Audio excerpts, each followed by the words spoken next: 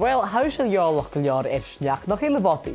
O, ha, ga fi mi mi y ffasgi. Wel, ha sin ma, or ha misit dal Dèan Bleideag Sneachda.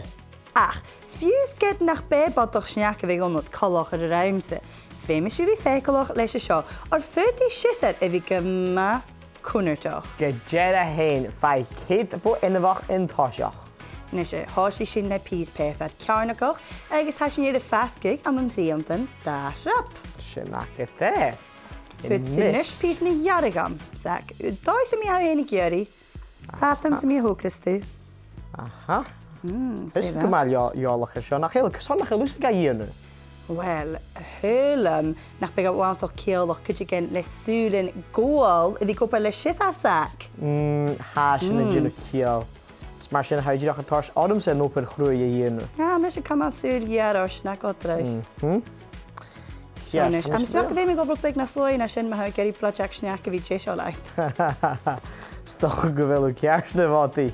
Cierst. Ha mi yn i'r fad jesio. Sydach yn anile isio.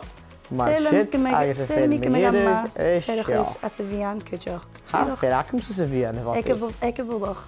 Ege fwlwch. O, ha mi pys yr iapach. Ege fwlwch mae'r shit. Cierst. Sial na hacym isio.